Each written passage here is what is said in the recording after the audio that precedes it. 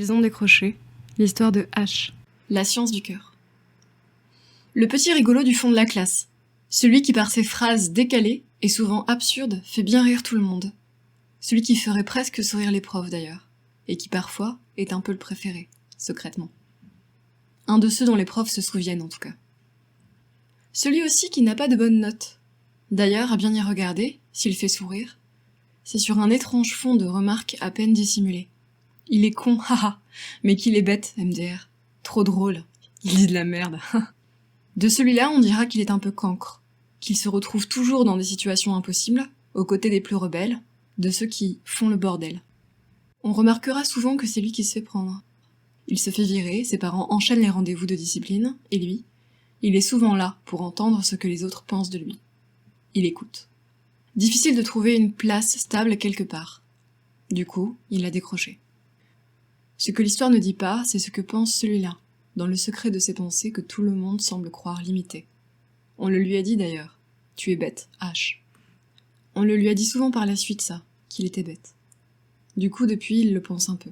Il pense qu'il ne comprend rien, que tout est compliqué. Alors puisque c'est comme ça, autant rigoler un peu, s'amuser avec ses potes. Parce qu'en fait, il aime bien ça, H, rigoler avec les gens, les faire sourire. Rendre la vie plus légère, quoi. Il fait rire les autres, il trouve ça cool. Un peu doux quelque part. Le rire complice des autres, c'est un peu de la douceur. Bon, ça c'est moi qui le dis. Lui, il ne le dira jamais comme ça. Faudrait pas être trop tendre quand même. Les tendres, ça se fait marcher sur les pieds. Ça se fait pas respecter, et ils font quand même un peu pitié. Et faudrait pas inspirer de la pitié soi-même. La pitié c'est douloureux comme sentiment. Il le sait bien, parce qu'il pense souvent aux gens vraiment dans le besoin. Et ça lui fait mal au cœur. Mais pas le temps de s'attarder sur ses sentiments perso, il y a ses potes qui lui envoient des messages, et parfois ils ne vont pas bien. Il le sait bien, H. Il le voit tout de suite. À leur visage, à leur attitude, à leur comportement. Il se trompe rarement d'ailleurs sur les sentiments de ses potes. Pas que ses potes d'ailleurs. H, il comprend bien les sentiments des autres. C'est comme ça.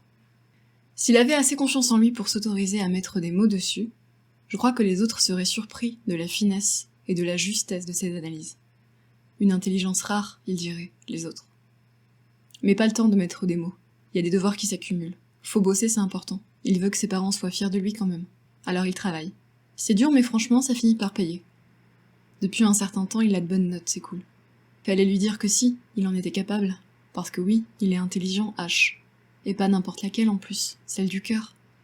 Les situations sont complexes, les raisons toujours plurielles. Mais nous avons pris le parti des décrocheurs. PS. Parfois il s'est fait prendre parce qu'il s'est dénoncé à la place de son pote.